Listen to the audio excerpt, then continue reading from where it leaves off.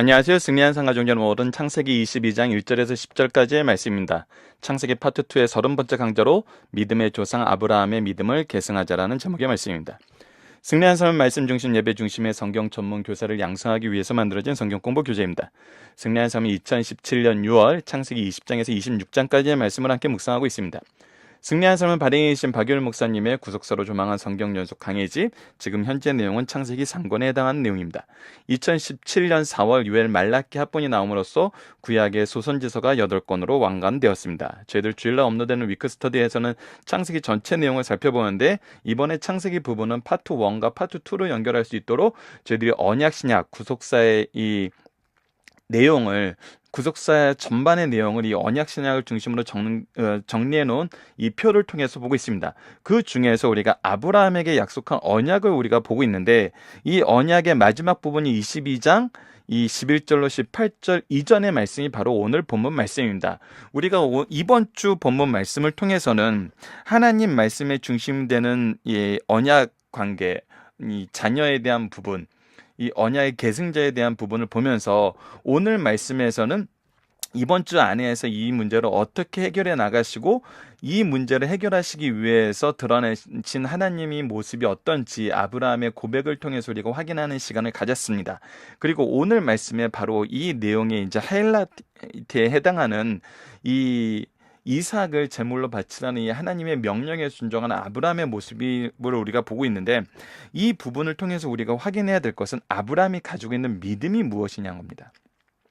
그 믿음을 가지게 하시기 위해서, 그 믿음을 계승하시기 위해서 하나님께서는 오늘 말씀을 우리에게 주셨다는 겁니다. 그래서 우리가 이번 주에 계속 적용점으로 삼고 있는 부분이 뭐냐면, 언약을 이루시는 하나님은 지금 우리에게 무엇을 의지하게 하시나요입니다. 우리에게 무엇을 의지하라고 합니까? 자녀들의 미래에 무엇을 계승해 주라고 합니까? 우리가 삶을 살면서 어떠한 모습을 보여주라고 합니까? 우리가 과연 의지하는 것이 무엇인지를 어떻게 자녀들에게 알게 하겠냐는 겁니다. 이 부분을 우리가 오늘 본문 말씀을 통해서 확인하는 시간을 갖도록 하겠습니다. 자, 믿음의 조상 아브라함의 믿음을 계승하자입니다. 창세기 22장 1절로 10절입니다. 그 후에 아비멜렉과 언약을 맺고 브엘세바에서 이제 하나님께, 영원하신 하나님을 찬양하는 그 사건이 있은 후에, 그러니까 아브라함이 하나님의 언약과 그 언약의 성취가 어떤 식으로 삶 속에서 이루어진지를 확인하고, 그러한 하나님을 인정하고 찬양하고, 그 찬양한 내용을 이 자기네들 권속 안에서 나누면서 하나님 중심의 삶을 살고 있을 그때에 하나님이 아브라함을 시험하려고 그를 부르시되, 이때 하나님께서 아브라함을 부르십니다. 무엇을 위해서? 시험하시기 위해서. 이 시험하는 것은 하나님께서, 우리가 성경에 나타나는 시험의 여러 가지 형태가 있지만, 하나님께서 우리를 시험하시는 건 기본적으로 우리를 연단하시는 것이라는 것을 우리가 알고 있어요. 그 연단을 통해서 하나님의 뜻 안에 서게 하시는 거예요. 하나님의 계획을 알게 하시는 거예요. 더 중요한 것은 이것을 계승하게 하세요. 하나님께서는 아브라함에게 분명히 소돔과 고모라로 가시기 전에 아브라함에게 내가 이것을 숨기겠느냐 하면서 하나님의 도와 의와 공도를 자녀들에게 전할 수 있는, 권속들에게 전할 수 있는 사람으로 세우신다고 얘기를 하셨어요. 이제 아브라함이 가진 신앙이 이삭으로 어떻게 계승되고, 이 이삭에게 계승된 이 신앙을 통해서 우리에게 어떠한 신앙을 계승시키시는지를 우리가 확인해야 됩니다. 아브라함은 하나님께서 세우신 하나님의 선지자였어요. 분명하게 하나님께서 말씀하셨어요.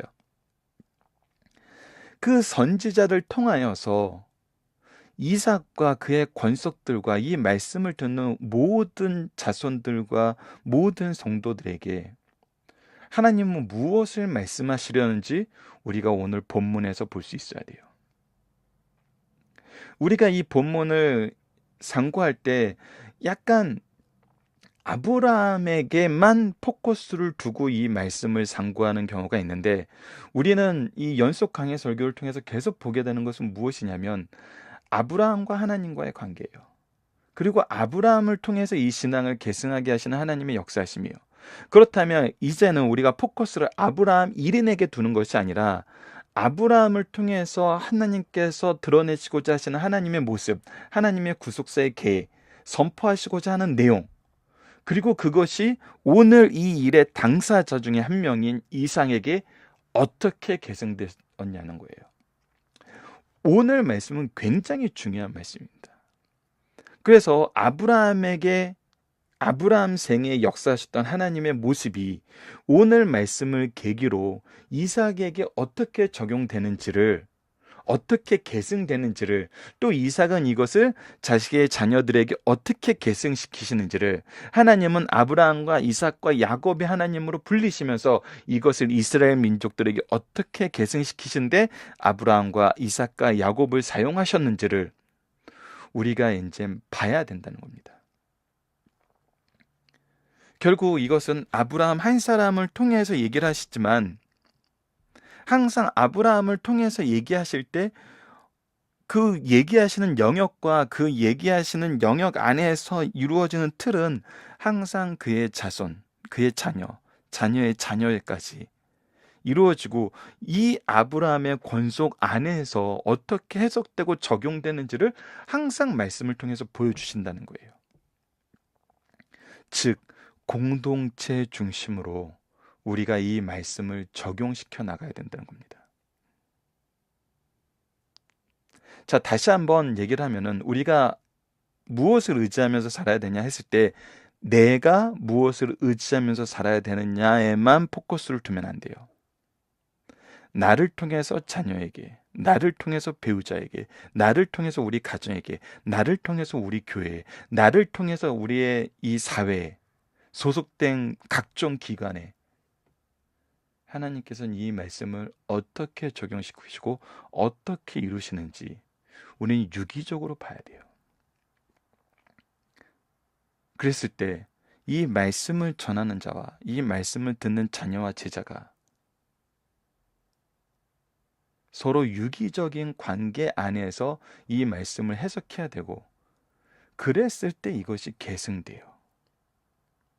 좀 더 쉽게 얘기하면은 아브라함의 입장에서 이 얘기를 하는 것과 이삭의 입장에서 이 말씀을 듣는 것, 우리는 아브라함의 입장에서와 이삭의 입장을 우리가 둘 다 보게 돼요. 둘 다 보는 그 틀은 뭐냐면, 하나님께서 이 말씀을, 하나님께서 이 언약을 어떻게 계승시키시고 어떻게 이어나가시는가를 통해서 봐요. 즉, 하나님의 일하심이 중심 일꾼과 그 중심 일꾼을 통해서 계승되는 그 모든 모습을 우리가 보게 돼요. 그랬을 때 교회에서 말씀을 선포하는 자도 하나님의 뜻대로, 말씀을 듣는 자도 하나님의 뜻대로, 먼저 받은 자도 하나님의 뜻대로, 그것을 계승하는 자도 하나님의 뜻대로, 이 하모니가 이루어지게 된다는 겁니다. 그것이 믿음의 명문가를 이루는 방법이고, 그 믿음의 명문가를 통해서 일하시는 하나님의 은혜가 교회와 함께, 교회와 가정이 유기적으로 어떻게 성장하게 되는지 바른 자세를 갖게 한다는 것입니다. 이 인식이 있는 지도자, 이 인식이 있는 제자, 이것을 우리가 함께 볼 수 있는 가정과 교회, 이것을 분명히 오늘 본문 말씀, 그리고 다음 주 월요일 말씀을 통해서, 다음 말씀을 통해서도 우리에게 분명히 보여주고, 이 놀라운 이 접점 안에서 이삭이 이 이후에 이 믿음의 계승에서 어떻게 사는지를 우리가 확인하게 됩니다. 이것이 어제 우리가 상고했던 영원하신 하나님을 찬양하면서 그 찬양이 영원까지 어떻게 이루어지는지, 이어지는지를 우리가 경험하는 생생한 역사의 현장을 보게 되고, 그 영원하신 하나님의 일하심을 통해서 지금 이 먼 나라에서, 대한민국이란 이 틀 안에서 우리가 이렇게 말씀을 보게 되는 하나님의 일하심의 생생한 증거를 다시 한번 경험하게 된다는 겁니다.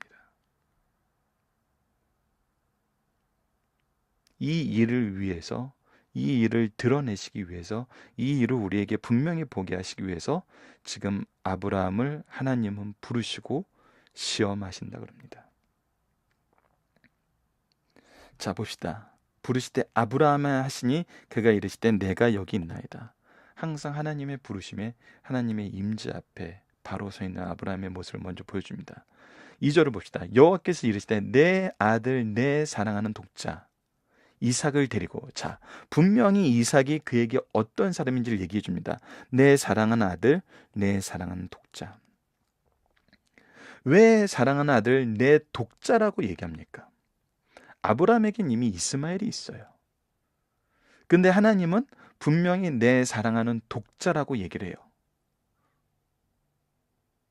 물론 이스마엘이 이미 아브라함의 장막에서 떠나서 따로 살고 있어요. 하나님께서 그를 통해서 일하고 계세요. 하지만 분명하게 여기서 내 아들, 내 사랑하는 독자라고 얘기하고 그 독자의 이름 이삭을 분명히 얘기한 것은 바로 하나님의 언약의 결과로서 얻은 이삭, 하나님께서 말씀하셨던 그 계승자 이삭을 분명하게 얘기하는 겁니다. 이것을 얘기하는 더 구체적인 정말 의미는 또 우리가 알고 있죠. 바로 하나님께서 하나님의 외아들로서 우리를 위해서 제물이 되신 예수님을 예표하는 예표론적인 사건의 내용도 우리 본문 말씀에는 너무나 많이 녹아있기 때문에 이 말씀에서도 바로 이러한 표현을 쓰시는 것을 우리가 보게 되죠. 즉, 이 말씀은 너무나 놀랍게도 구약에 나타난 너무나 놀라운 복음 중에 하나인데 바로 예수 그리스도를 상징하는 아브라함을 통해서 이 일을 하라고 하신 그 하나님께서 직접 이러한 형식과 이러한 모습으로 이러한 내용을 통해서 우리의 죄를 대속하신 것을 우리에게 미리 얘기해주는 예표론적인 사건, 복음적인 사건이라는 것을 우리가 이미 알고 있습니다. 그 내용도 우리가 염두에 둔 상태에서 보도록 하겠습니다.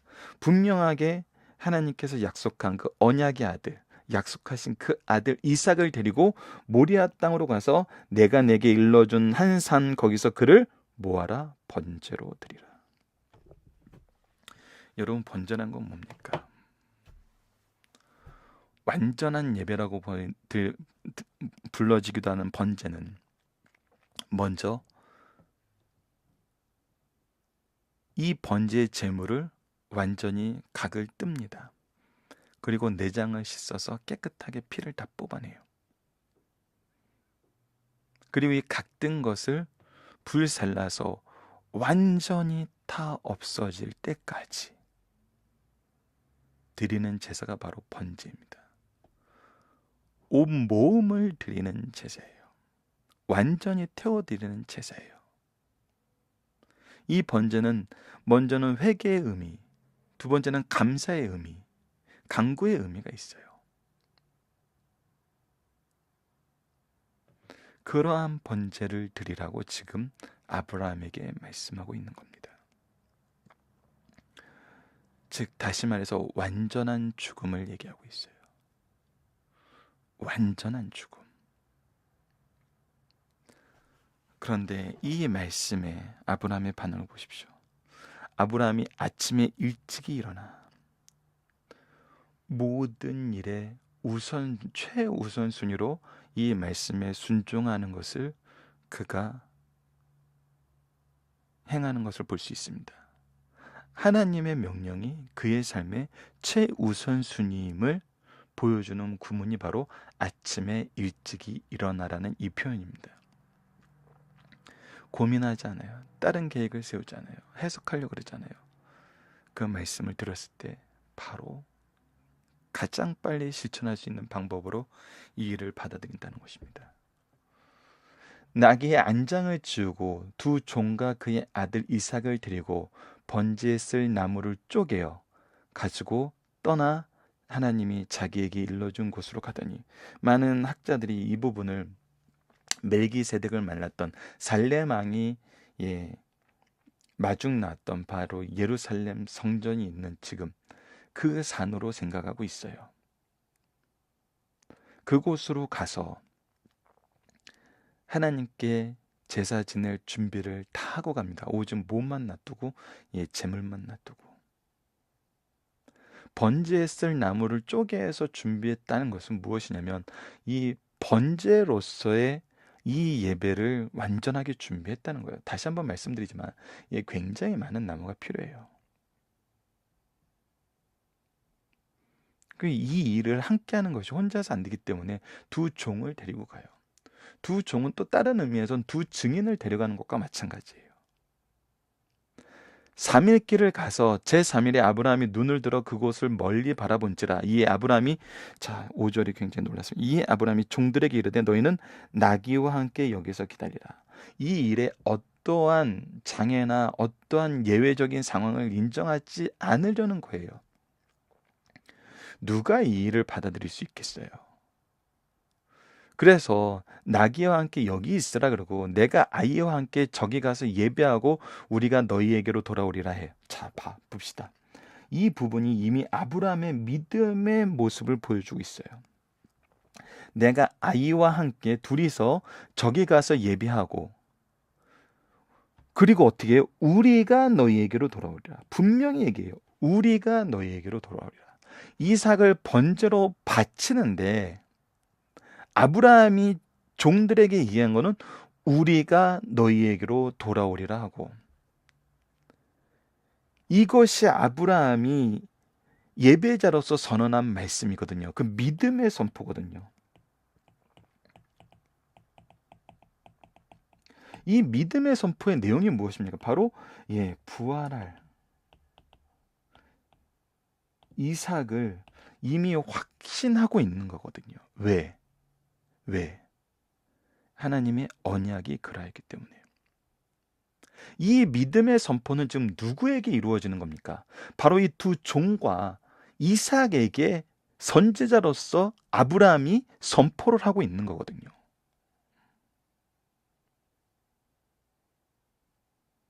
자, 6절 계속 봅니다. 아브라함이 이에 번제나무를 가져다가 그 아들 이삭에게 주고, 이 자기를 태워 죽일 이 나무를 지고 올라가는 것을 이삭에게 담당하게 하고, 마치 예수님이 십자가를 지고 제물로서 골고다 언덕을 올라가는 것처럼 자기는 불과 칼을 손에 들고 두 사람이 동행하더니, 이삭이 그 아버지 아브라함에게 말하 이르되 내 아버지 아니. 그가 이르되 내 아들아 내가 여기 있노라. 이삭이 이르되 불과 나무는 있거니와 번제할 어린 양은 어디 있나이까. 번제할 어린 양이 없는 걸 물어봐요. 이에 8절 아브라함이 이르되 내 아들아 번제할 어린 양은 하나님이 자기를 위하여 친히 준비하시리라 하고. 뭐예요? 이건 거짓말이 아니에요, 여러분들. 아브라함은 이삭이 누가 주신 것임을 알아요. 하나님이 주신 것임을 알아요. 하나님의 능력이 이삭을 태어나게 했다는 거, 하나님의 언약적인 약속의 성취로 이삭이 태어난 걸 알아요. 하나님이 주신 사람이요, 내 소유가 아니에요. 이삭을 번제로 드리라는 이 말씀 안에는 하나님께서 이삭을 번제의 제물로 준비시켰다는 것을 자기가 시인하고 받아들이고 이 부분에 대해서 얘기하고 있는 것을 볼 수 있어요. 동시에 이 이삭은 누구예요?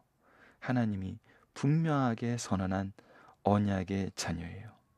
이 언약의 자녀를 통해서 분명히 하나님은 하나님의 언약을 대대로 이루신다는 것을 분명히 선언하셨고, 이 선언대로 이삭은 태어났고, 아비멜렉을 통해서 하나님의 영원한 언약, 영원한 여호와 되심을 확인하게 하였고, 그 믿음 안에서 온전한 범죄, 완전한 죽음 후에도 하나님께서 되살리실 것을 믿고 있어요. 우리 인간으로서는 경험하기 힘든 얘기고 받아들이기 힘든 얘기예요. 죽지만 계승한다. 이것은 여러 가지로 해석할 수 있고 여러 가지로 우리가 번역할 수 있겠죠. 하지만 아브라함은 그것을 다른 식으로 번역하고 다른 식으로 해석하지 않았어요. 온전히 하나님의 말씀에 있는 그 사실만으로 봤어요. 다른 아들을 준다고 생각하지 않았어요. 바로 이 아들이었기 때문에 우리가 너희에게로 돌아오리라고 분명히 선언하였고,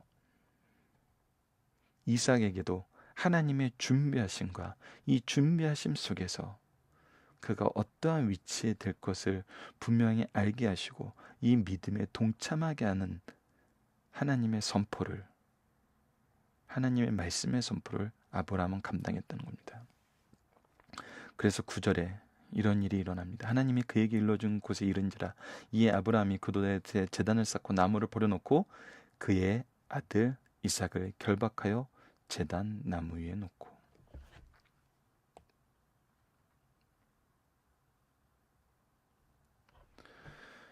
여러분들, 제단 나무 위에 놨다는 이 말씀에서 우리는 이미 아브라함과 이삭과의 관계를 보고 아브라함과 이삭이 하나님 말씀 안에서 어떠한 자세를 취하는지 볼 수 있어요. 여러분들, 이것을 우선 저는 부탁드리고 싶은 것이 인간적인 아브라함, 인간적인 이삭에 포커스를 두는 것보다 하나님 말씀 앞에 선 아브라함, 하나님의 말씀 앞에 선 이삭의 모습으로 봐주시길 부탁드립니다. 아들을 바치라는 하나님의 언약에 순종하는 아브라함, 이 언약 앞에서 그 말씀대로 순종하는 아버지에게 순종하는 이삭, 이렇게 봐서는 솔직히 여러분, 우리에겐 절망만 나요. 어느 아들이 이렇게 순종할 수 있겠어요? 분명한 것은 아브라함은 노인이고 이삭은 가장 젊어서 그 힘이 왕성할 때입니다. 그가 완전한 번제를 위해서 준비된 나무를 다 지고 올라올 만큼 힘 있는 장성한 사람이란 걸 볼 수 있어요. 그래서 많은 사람들이 이 일에 아브라함에게 대항하지 않고 싫다고 하지 않고 반항하지 않고 이것을 받아들이는 이삭에 대해서 참 훌륭한 아들이라 그러고 이런 아들로서 우리 자녀를 키워야 된다고 얘기를 하는데, 여러분은 솔직히 이것은 오히려 우리에게 좌절감만 주죠. 결국 우리는 아브라함과 이삭의 이 두 사람의 모습을 통해서 무엇을 보게 되냐면, 이삭은 지금 아브라함 앞에 있는 것이 아니라는 것을 우리가 분명히 알아야 돼요. 이삭이 이 일에 있는 것은 이삭 또한 하나님 앞에, 하나님의 임재 앞에 있다는 것입니다. 왜냐하면 우리의 모든 예배가 그러하기 때문이에요. 아브라함이 지금까지 언약을 받고 그 언약에 근거하여 예배를 드릴 때 이 사람들이 항상 무엇을 경험했냐면 하나님 말씀 앞에 있음을 경험했고, 아브라함을 자기의 주인, 자기의 남편, 그것으로 보는 것이 아니라 하나님의 선지자로 보는 모습이 항상 아브라함은 그들에게 그렇게 섰고, 아브라함의 권속과 가족들은 아브라함 앞에서 항상 그러한 모습으로 있었다는 거예요. 즉 하나님의 대리적 선포자로서, 선지자로서 아브라함을 봤기 때문에 그들이 이 말씀을 들었을 때는 항상 어떠한 모습으로 있었냐면 그들이 하나님의 임재 앞에 있는 모습으로 섰던 것을 우리가 볼 수 있어요. 그것이 바로 예배의 모습이거든요. 예배의 본질이거든요. 예배자로서 떠났던 롯을 우리가 봤어요. 그의 모습을 통해서 하나님의 임재가 그들 앞에 있었을 때 아브라함은 오히려 하나님의 은혜를 간구하였지만 롯은 오히려 자기가 그들에게 은혜를 베푼다는 생각을 가지고 있었어요. 그것이 소돔성에서의 모습이었어요. 거기에는 분명한 한계가 있어요. 세상을 이기지 못하고 세상 안에서 자기네들의 비천함을 스스로 인정하면서 하나님의 방법을 찾지 못하는 어리석음과 미련함과 죄악으로 계속 걸어가는 모습이 롯의 딸들에게, 롯에게 나타났었어요. 그것과 비교해서 본다면은 지금 오늘 이 말씀은 이삭이 누구 앞에 있냐를 볼 수 있냐는 겁니다. 아브라함은 분명히 이삭이 어떤 아들이고 하나님을 통해서 어떻게 일이 이루어졌는지 언제부터 드러났어요. 이삭이 젖된 후에 잔치를 베푸면서 분명한 하나님의 역사신, 하나님의 언약의 이루심, 하나님의 언약의 내용이 그의 권속들과 그의 가정 안에서 선언되었어요.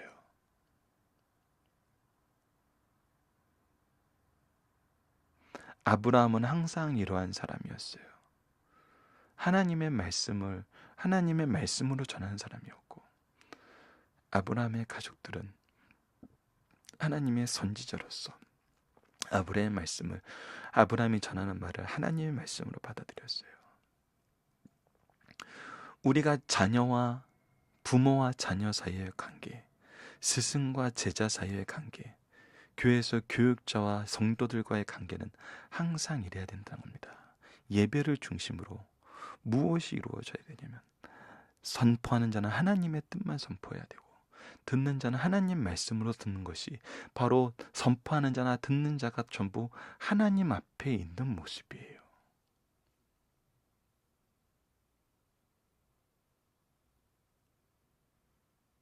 지금 아브라함과 이삭은 우리에게 이 모습을 보여주고 있어요. 그 둘 다 지금 하나님의 언약 앞에 있었고, 하나님이 아브라함을 통하여 선포한 이 언약을 자신에게 선포한 언약으로 받아들이고 하나님 앞에 순종하고 있는 거예요.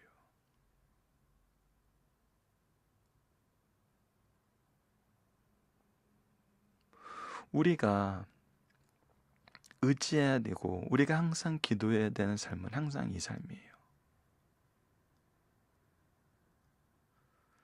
저는 가정 예배를 통해서 신앙의 유산을 잘 계승하려고 하는 많은 성도의 가정에게 정말 하나님께서 인도하심과 축복하심이 그들에게 임하기를 항상 기도하지만, 한편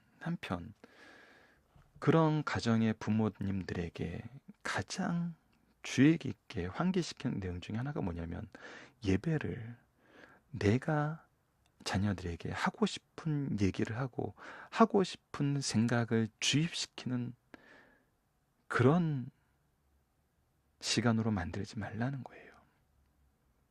예배는 나도 하나님의 말씀만, 그리고 자녀들도 하나님의 말씀으로 들을 수 있도록 하나님의 말씀이 바로 선포되는 곳이어야 돼요. 하나님의 말씀으로 축복하는 곳이어야 돼요. 하나님의 이름만 영광 받는 예배의 장소가 되어야 되는 거예요. 때로는 함께 신앙생활 했던 분이 해외에 이민을 가거나 먼 곳에서 생활할 때 이런 교회를 찾기 힘들다고 얘기하면서 가정 예배에 집중하는 것을 굉장히 자주 보게 됐어요. 가정 예배 때 이러한 것이 굳게 서고 이러한 가정들을 통해서 교회는 또 바로 서가게 됩니다.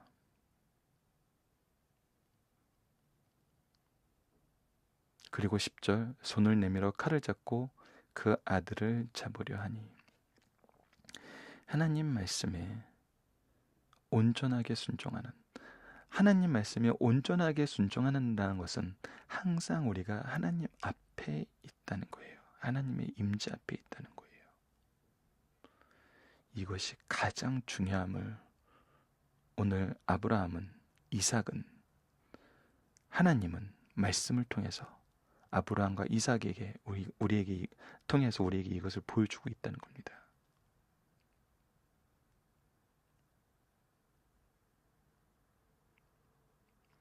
우리가 말씀을 선포하는 그때가 우리도 하나님 말씀만을 전하고 듣는 사람도 하나님 말씀으로 들을 수 있는, 이것이 믿음의 가정, 믿음의 교회의 가장 아름다운 모습이고 하나님이 보시길 원하는 모습임을 오늘 본문 말씀에서 우리가 깨닫고 계승하는 귀한 승리한상 가족 여러분 되었으면 합니다. 본문 묵상하기를 간단하게 보도록 하겠습니다. 하나님은 아브라함을 무슨 목적으로 부르셨나요? 아브라함을 시험하시려고 부르셨어요. 하나님은 이삭이 아브라함에게 어떤 의미임을 알고 있었나요? 내 아들이고 사랑하는 독자이고 하나님께서 주신 그 언약의 계승자인 걸 분명히 알고 있어요. 근데 그를 번제로 드리라고 합니다. 아브라함은 2절의 명령을 어떻게 수행하나요? 가장 우선적으로 수행해요. 망설임이 없었어요. 다른 계산이 없었어요. 다른 해석이 없었어요. 5절에 나타난 아브라함의 신앙은 무엇입니까? 우리가 너희에게로 돌아오리라는 이 신앙 안에서 그는 부활의 신앙을 가지고 있었고 하나님의 언약의 신실하심을 바라보는 신앙을 가지고 있었어요. 자, 5번째, 이삭은 무엇을 지고 올라가고 있으며 그가 번제에 쓸 모든 나무를 가지고 올라갑니다. 무엇이 없음을 궁금합니까? 재물이 없음을 궁금해합니다. 이삭의 질문에 대한 아브라함의 대답은 뭡니까? 하나님께서 준비하셨다는 겁니다. 하나님의 뜻대로 모든 것이 준비되고 모든 것이 이루어지고 모든 것이 계승된다는 겁니다. 아브라함은 무엇에 따라 이 모든 일을 하고 있습니까? 바로 하나님의 계획에 따라, 하나님의 말씀에 따라 이 일을 하고 있습니다. 이 내용은 조금 전에 말씀드렸지만 아브라함과 이삭이 모두 누구 앞에 있음을 보여줍니까? 하나님 앞에 있음을 보여줍니다. 자, 중심 사상을 보도록 하겠습니다. 아담의 후손으로 태어난 모든 사람들 가운데 고난이 면제된 사람은 없습니다. 성도가 하나님 나라에 들어가려면 많은 환난을 겪어야 합니다. 여러 가지 시험을 당하고도 온전히 기쁘게 여기라. 이는 너희로 온전하고 비하여 조금도 부족함이 없게 하려 하심이라는 야고보 1장 2절 4절 말씀을 통해서 우리가 분명하게 시험에 대해서 우리가 가져야 될 자세를 볼 수 있습니다. 하나님의 주권 아래 살고 있는 성도들의 모든 삶은 하나님께서 조절하십니다. 하나님은 우리가 시험을 당한다 하여도 감당하지 못할 시험을 당함을 허락하지 아니하시고 시험 당할 즈음에 또한 피할 길을 내사 능히 감당하게 하신다고 성경은 분명히 얘기하고 있습니다. 아브라함의 신앙이 정상에 이르고 하나님의 은혜로운 역사를 이삭을 통해 만끽하고 있을 때 사랑하는 아들 이삭을 번제로 바치라는 통보가 내려졌습니다. 하나님께서는 그 이유도 설명하지 않은 채 이삭을 바치라고 명령하세요. 아브라함의 인생의 여정에서 가장 기쁠 때 가장 슬픈 소식 명령을 접하게 되었습니다. 결론부터 말하면 하나님께서 시험을 이길 만한 힘을 주신 다음에 시험이 왔기에 아브라함은 그 시험을 통과했음을 우리는 말씀을 통해서 볼 수 있습니다. 시험의 배경을 살펴봅시다. 아브라함의 세상보다 하나님을 더 사랑했어요. 하나님께서는 아브라함에게 이삭 기쁨을 주셨어요. 그러나 가장 가까운 존재이자 기쁨의 대상인 이삭을 아브라함에 주심으로 심각한 문제가 발생했어요. 지금까지 아브라함은 그 누구보다도 그 무엇보다도 하나님을 더 사랑했어요. 그러나 이삭이 자라면서부터는 상황이 달라졌어요. 이삭은 하나님보다 더 사랑하고 있었어요. 만약 아브라함이 하나님을 사랑하는 순위가 이삭 때문에 무너지면 신령한 입장에서는 이삭이 기쁨이 아니요 짐이 될 수 있어요. 이거 굉장히 중요한 개념입니다. 아브라함의 편에서 이삭을 바치라는 것은 아브라함에게 일시적인 기쁨을 주고 영원한 기쁨을 빼앗는 결과가 돼요.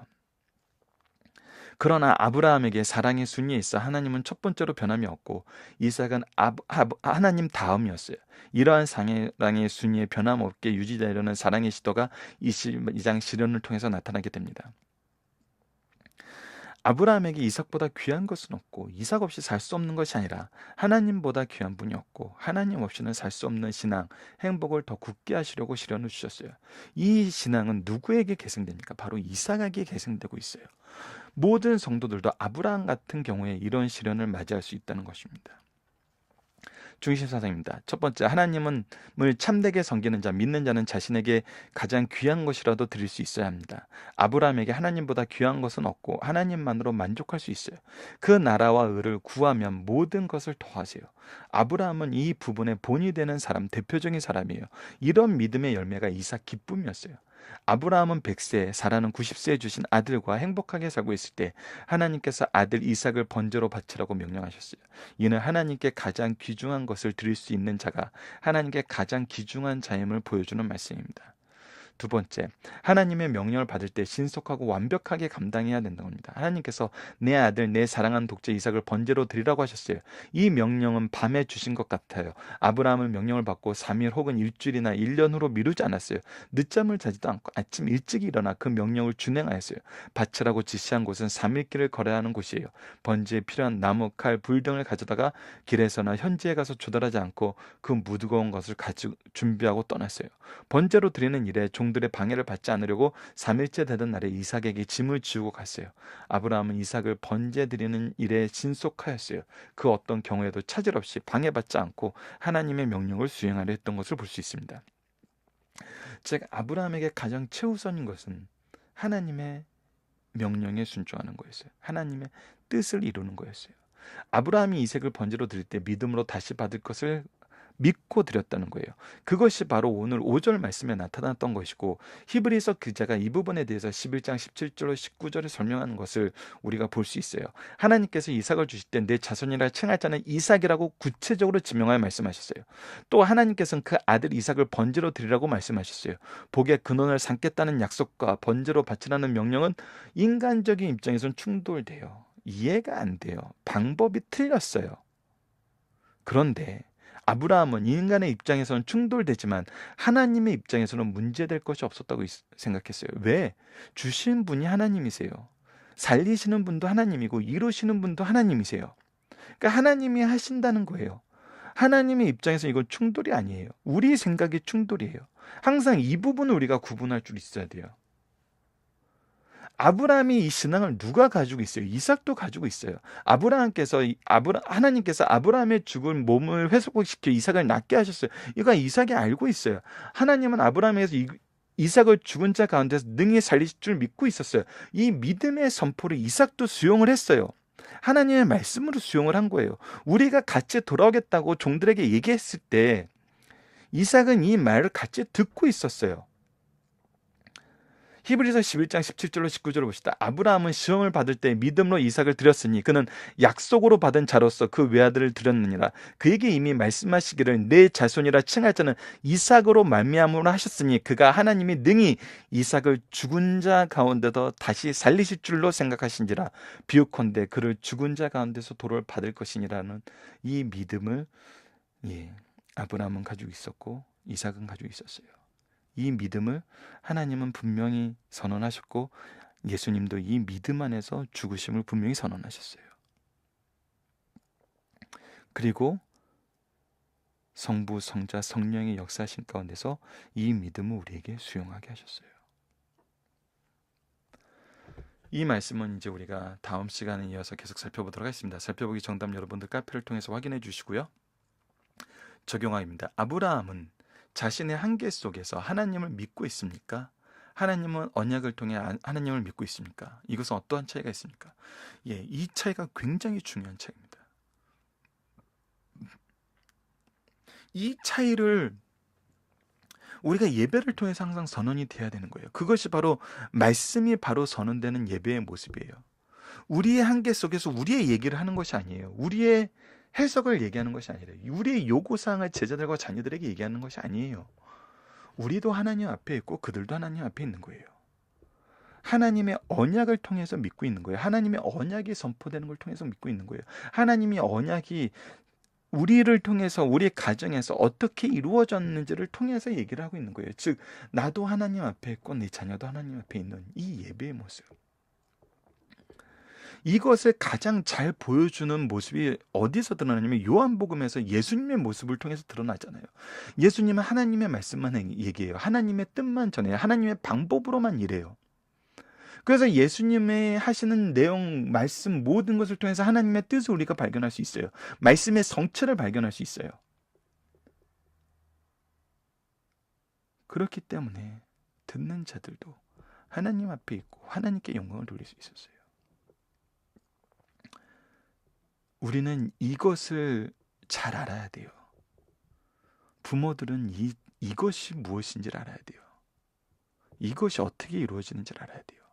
말씀을 말씀 그대로 선포하고 내 한계 속에서 해석하지 말라는 거예요. 하나님의 언약이 있었을 때 아브라함이 자기네 한계 속에서 롯을 자기의 언약의 계승자로 생각했고, 엘리에셀을 자기의 언약의 계승자로 생각했고, 이스마엘을 자기의 언약의 계승자로 생각했어요. 사라는 하나님의 말씀을 자기 식대로 해석해서 자기의 태가 끊긴 걸 알고 하갈을 아브라함에게 줬어요. 이러한 방법들은 다 잘못됐다는 걸 이미 아브라함은 경험을 했어요. 우리는 성경을 통해서 경험을 했어요. 하나님의 말씀을 하나님의 말씀으로서 받아들이고 준비하고 순종하는 삶의 모습. 그랬을 때 하나님께서는 이 모든 것을 회복시키시고 하나님의 뜻을 이루시는 것을 분명하게 보여주잖아요. 우리의 연약함, 우리의 미련함, 우리의 잘못됨 속에서도 하나님의 뜻은 이루어져요. 그렇기 때문에 우리의 연약함이 드러내지고 우리의 미련함이 드러내져도 하나님의 영광은 결코 작아지지 않고 하나님의 말씀만 더 든든히 서요.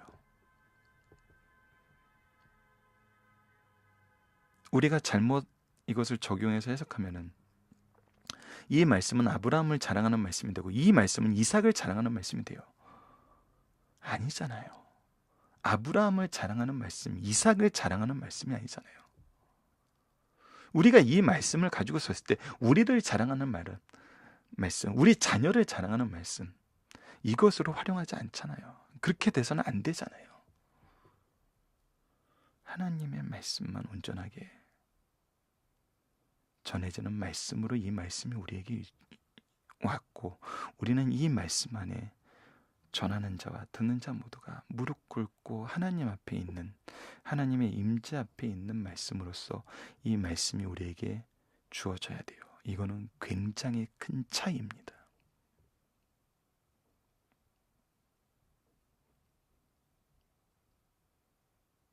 이 차이를 인식할 때 우리가 예배 때 무엇을 선언해야 되는지 경험하게 돼요.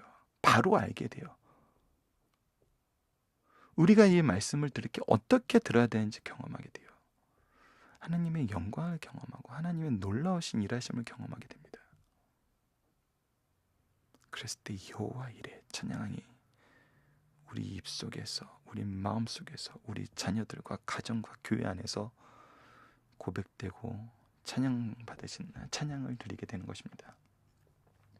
말씀을 기초로 기도하기를 통해서 마치겠습니다. 하나님, 말씀에 통해 주신 언약은 신실하신 약속과 은혜일 뿐만 아니라 하나님을 바로 아는 지식의 시작임을 보게 하심을 감사합니다.